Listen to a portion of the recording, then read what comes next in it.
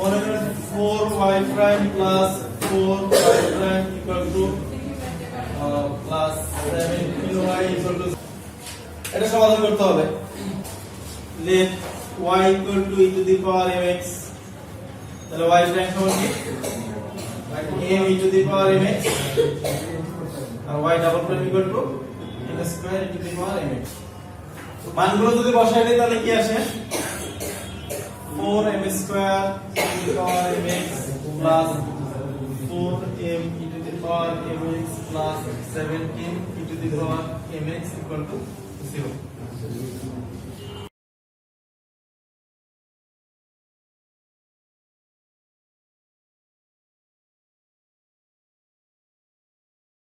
এটা আসে তো নাকি? তাহলে সুতরাং 4m square plus 4m plus 17 equal to 0। এটা সমাধান করেন কি দেখি কি আসে। তো এই সূত্রটা লিখতে হবে, m equal to minus b plus minus root over of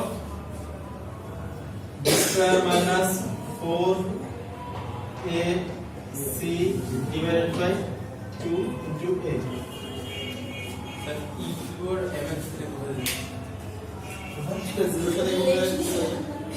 e to the power mx, এই দুইটার গুণফল 0 না, তাহলে হয় এটা ইকুয়াল টু 0 না এটা ইকুয়াল টু 0।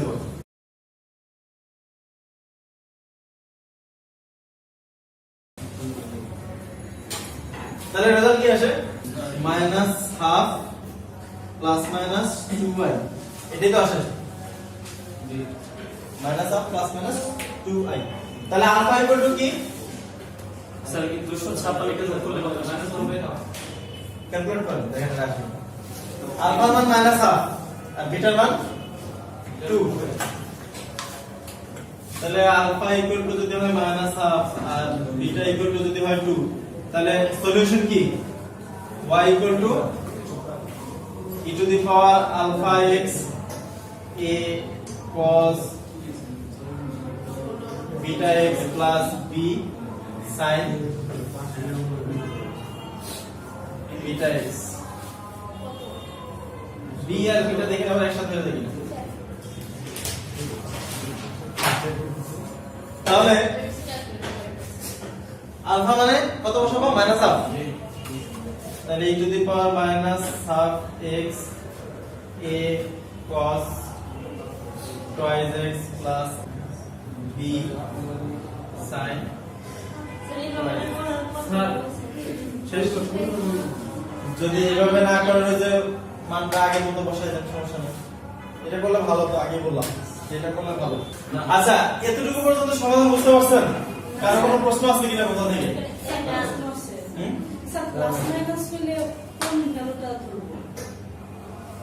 কিসের ভ্যালু আলফা আর বিটা? তো এটা সলিউশনটাই আসলে এরকম যে alpha plus minus beta i, মানে মাঝখানে প্লাস মাইনাস ধরার ভিতরেই আছে, যে আলফা মানে মাইনাস আর বিটা মানে 2, মাঝখানে প্লাস মাইনাস জায়গা আছে। ভ্যালু বসানোর সময় যে আলফার জায়গায় যেটা আসছে বিটার জায়গায় যেটা আসছে বসে দিলাম, এটুকু শেষ। এটুকু যদি অঙ্ক এতটুকু থাকে তাহলে এতটুকু শেষ। অঙ্কের সাথে যদি আরেকটা লেস থাকে, এই যে দেখেন এখানে a আর b কনস্ট্যান্ট না, এই দুইটার মান জানেন? এই দুইটার মান যদি বের করতে বলি, মনে করেন সাথে দেয়া আছে y 0 minus 1 R y prime of 0 equal to 2। কথা নাই, ইনিশিয়াল কন্ডিশন ইনিশিয়াল ভ্যালু দেয়া আছে। আমরা ওখানে a b এর বদলে অন্য কিছু লিখতে পারি না? কি লিখতে চান? কোনো কিছু লিখেন, কনস্ট্যান্ট তো x আর y না লিখলে হবে। x y তো নরমালি এখানে ইউজ করা হচ্ছে, x y ছাড়া হলো c d f g যা কিছু লিখেন। m লিখতে না, এর পর i হবে না? না m তো আছে অলরেডি এখানে, m তো অঙ্কের ভিতরে ইউজ করতেছেন, i ইউজ করতেছেন, তারপরে x ইউজ করতেছেন, y ইউজ করতেছেন, এগুলো ছাড়া অন্য কিছু ধরেন, এমন কিছু ধরবেন যেটা কনস্ট্যান্ট। নরমালি কনস্ট্যান্ট ধরার সময় c1 c2 ধরলে ভালো হয়, যে একটা c1 আর একটা c2 বা ab দিয়ে ধরেন, কোনো সমস্যা নেই। তো দুইটা শুধু কি গুণ হবে? কি বিটার সাথে তো আই আছে, তো 2 এর সাথে তো আই আছে, বিটা ইকুয়াল টু 2 আর আই এর জায়গায় আছে। হ্যাঁ এটাই তো বলতেছি, তো বিটা ইকুয়াল টু বিটার জায়গায় কি আছে? 2i আছে না 2 আছে? 2 আছে। 2 আছে। 2 ঠিক আছে? আই আচ্ছা এখানে i এর জায়গায় তো i আছে, বিটার জায়গায় তো 2i নেই।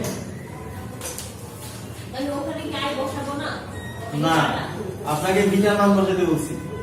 এই বিটা ইকুয়াল টু 2 আর i এর জায়গায় i আছে। স্যার বিটার নাম্বারটা বিটার মান বুঝতে পারছেন? বিটার মান কয়টা মানে?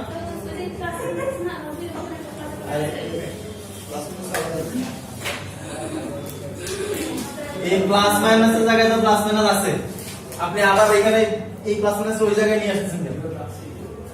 প্লাস মাইনাসের জায়গায় প্লাস মাইনাস আছে না? এই প্লাস মাইনাস আবার ওখানে এসে বিটার সাথে নিয়ে আসেন কেন? বিটার জায়গায় 2 আছে, প্লাস মাইনাসের জায়গায় প্লাস মাইনাস আছে, i এর জায়গায় i আছে। তাহলে বিটা এগুলো কি?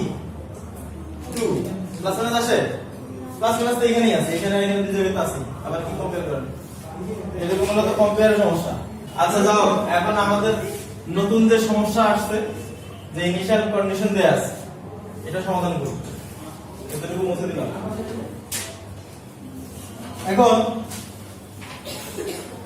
এই কন্ডিশন মানে কি কে বলতে হবে? এটা মানেটা কি? এক্স এর ভ্যালু যদি x এর ভ্যালু 0 হয় তাহলে y এর ভ্যালু -1 -1, আর যদি x এর ভ্যালু 0 হয় y y প্রাইম এর ভ্যালু 2। তাহলে এটা তো y নাকি আমাদের? এটা y না? তাহলে এই জায়গাটার ভিতরে x এর ভ্যালু যদি আমি 0 বসাই তাহলে y এর ভ্যালু কি আসবে? -1 তাহলে আমরা if x equal to 0 then y equal to -1, এটা যদি আমরা বসাই দেই এই এক নাম্বার ইকুয়েশন, এটাকে এক নাম্বার দিয়ে দিই, তাহলে y এর জায়গায় বসবে -1 equal to e to the power -half, x এর জায়গায় কি বসবে? 0 a cos 0 plus sin 0, তাহলে -1 equal to e to the power 0 মানে কি 1, a cos 0 মানে cos 0 ডিগ্রি মান কত? 1, তাহলে a থাকবে sin 0 ডিগ্রি মান 0 শেষ। তাহলে a এর মান কি আসে? এই যে a এর মান -1 বাই ac। এখানে দুটো কন্ডিশন ছিল না, একটা a ছিল একটা b ছিল, তাহলে a এর মান পাই গেছি, এবার b এর মান বের করব। এখন আমরা একটা কন্ডিশন ইউজ করে ফেলছি নাকি, আরেকটা কন্ডিশন ইউজ করব। মানে একই অঙ্কে দুটো কন্ডিশন ব্যবহার করে ভালো করে। হ্যাঁ a আর b এর মান বের করার জন্য দুটো কন্ডিশন দিয়ে দিয়েছি।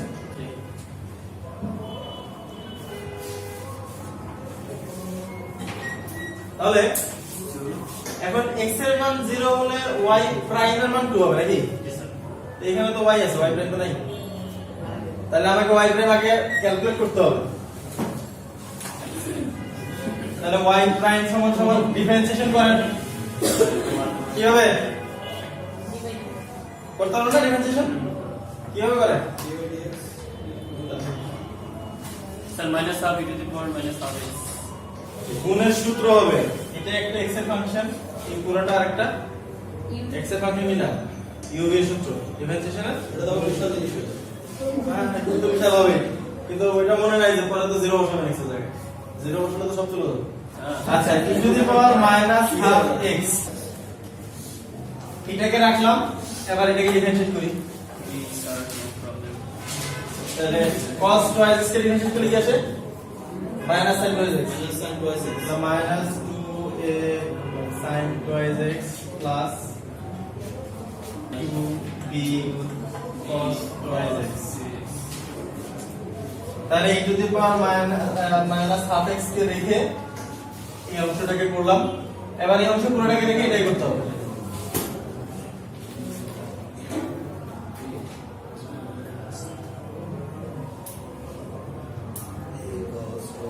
আর e to the power minus x by 2 কে করলে হবে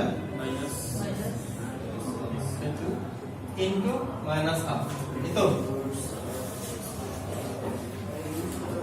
এবার আসবো যে x এর ভ্যালু যদি 0 হয় তাহলে y প্রাইম এর ভ্যালু 2 হবে। যে x এর ভ্যালু যদি আমি 0 বসাবো y প্রাইম এর ভ্যালু কি হয়ে যাবে 2 হয়ে যাবে। তাহলে আরেকটা সুবিধা আছে যে a এর মান যে -1 এটাও তো আমরা বসে দিতে পারি ইচ্ছা করে। a এর মানটা তো আমরা পেয়ে গেছি। তাহলে x equal to 0 y prime equal to শুধু 2। সুতরাং এই পাশে মান বসাই দিলে 2 equal to the power 0 আসে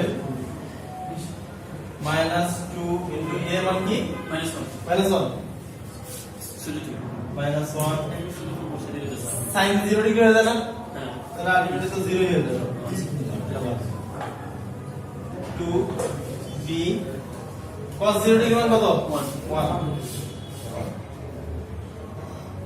প্লাস আবার এর মান কি -1 ইনটু cos 0 ডিগ্রি মান 1 প্লাস sin 0 ডিগ্রি মান 0।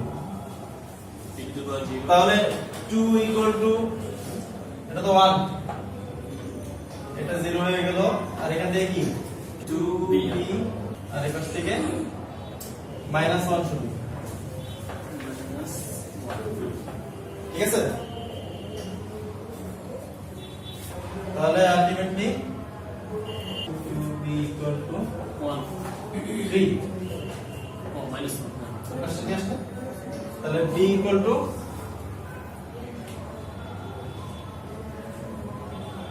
3/2 তাহলে b এর ভ্যালু হয়ে গেল b এর ভ্যালু বসাই দিই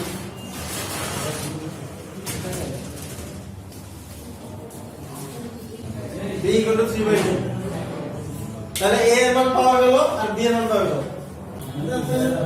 তাহলে এইটার ভিতরে a আর b এর মানটা বসাই দিলে শেষ।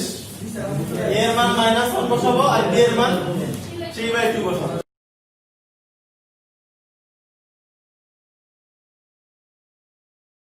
আচ্ছা দেখি করেন দেখি একটা অঙ্ক এখন এটা করেন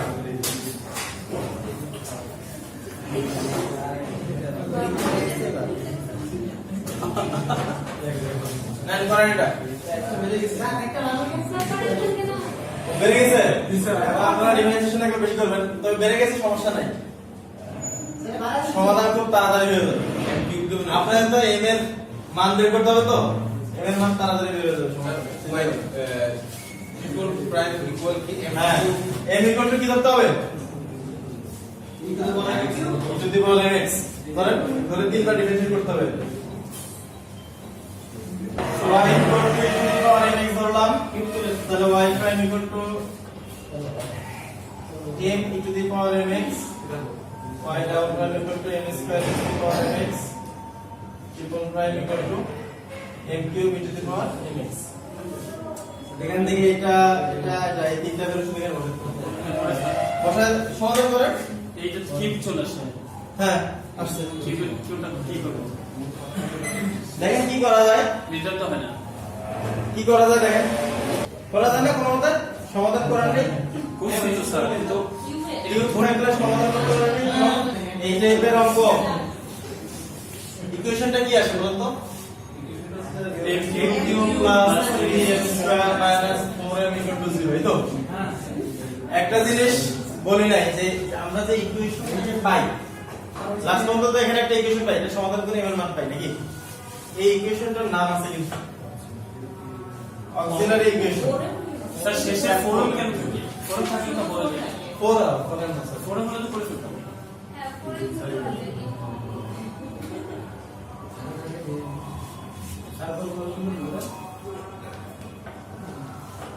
এইটাই মানে এই লাইনে যে ইকুয়েশনটা আসে সব সময় এই ইকুয়েশনটাকে বলা হয় অক্সিলারি ইকুয়েশন অর্থাৎ homogeneous linear with constant coefficient.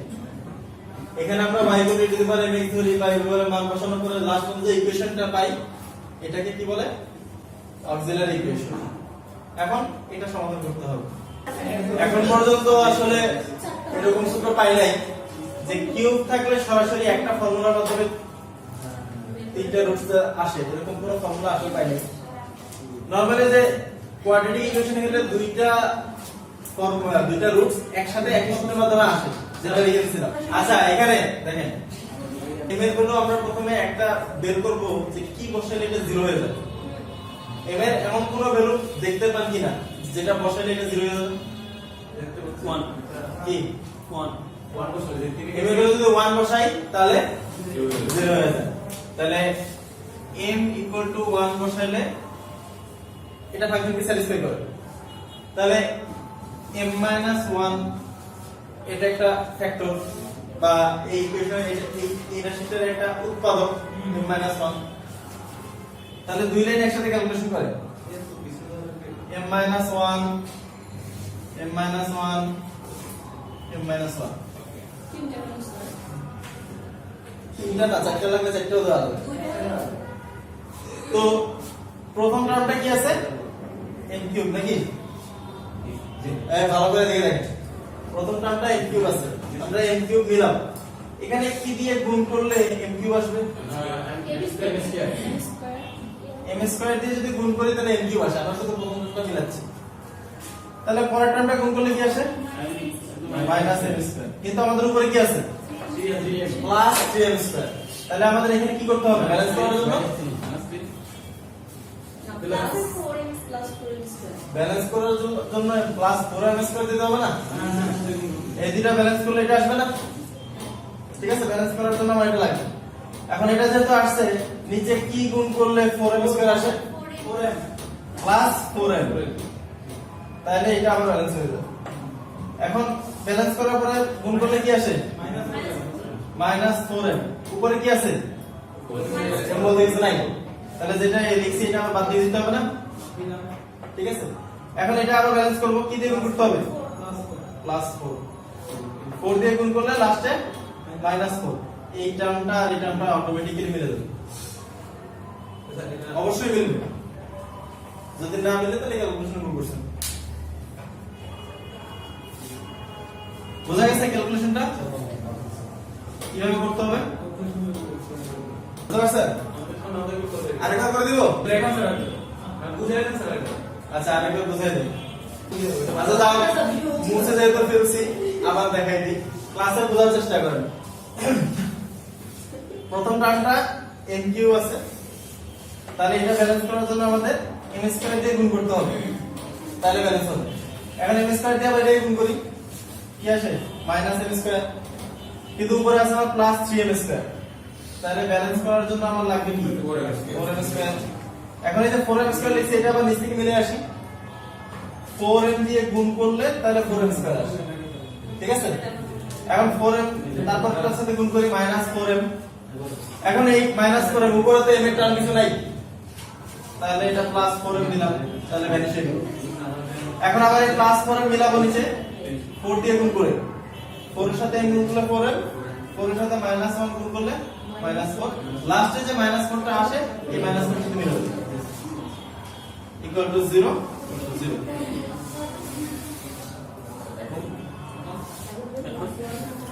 এখন এইটা একটা টার্ম, এটা আরেকটা টার্ম, এটা আরেকটা টার্ম, সবগুলো থেকে m 1 কমন যাবে। তাহলে m 1 কমন গেল, এখানে আসছে কি m square plus 4m plus 4 equal to 0। তাহলে সুতরাং m 1 equal to 0 or m plus 2 m square plus 4m plus 4 equal to 0। তাহলে m ইকুয়াল টু 1। এবার এটা তো দ্বিঘাত সমীকরণ হয়ে গেল, ওই যে আগের সমীকরণ যেরকম ছিল দ্বিঘাত সমীকরণ হয়ে গেল না? এটা তো সমাধান করতে হবে। দরকার কি? এটা m plus 2 হোল স্কয়ার সূত্র। এই তো m plus 2 হোল স্কয়ার সূত্র চলে আসে। যেভাবে খুশি, কারণ এটা মাথায় না আসলে বা কারণ এরকম হোল স্কয়ার সূত্র মাথায় না আসলে ওই যে একটা সূত্র তো আছে, সূত্র দেখে হবে। তাহলে m এর ভ্যালু কত আসে? 2 মাইনাস 2 m plus 2 মানে কি আসে? -2 m plus 2 into m plus 2 না? তাহলে m এর ভ্যালু আসে -2 দুইবার আসে। তাহলে আমরা m এর ভ্যালু পেয়ে গেলাম 1 -2 -2। এবার রেজাল্ট লিখলে তো শেষ। তাহলে রেজাল্ট কিভাবে লিখবো? স্যার রেজাল্ট জন্য বসে আছে, কারণ আমাদের তো মান ছিল একটা y হ্যাঁ, আর y ডাবল। আমাদের রেজাল্ট তো আমাদের তিনটা প্যাটার্ন ছিল। এই তিনটা প্যাটার্নের ভিতরে দুইটা প্যাটার্নের কম্বিনেশন হবে এখানে নাকি প্রথম দুইটা যে কেস ছিল দুইটা কেস সেই দুইটা কেসের কম্বিনেশন হবে এখানে তাহলে রেজাল্টটা এদিকে লিখি y equal y equal to a to the power 1 বসাবে x মানে x plus b to the power minus twice x plus c e to the power minus twice x এখন x দিলে minus twice x একই রকম হয়ে গেল না sir x square হবে x দিয়ে গুণ হবে কেন মাইনাস তো দুইবার আছে আপনার এমন তো না যে এটার সাথে এটা মিলছে এটার জায়গায় এটা থাকবে তারপরটা লিখি তারপরটা লিখতে যাই দেখি যে এটা আগেরটার সাথে মিলে যাচ্ছে তাহলে x দিয়ে গুণ করব শেষ এই জন্য বসেছি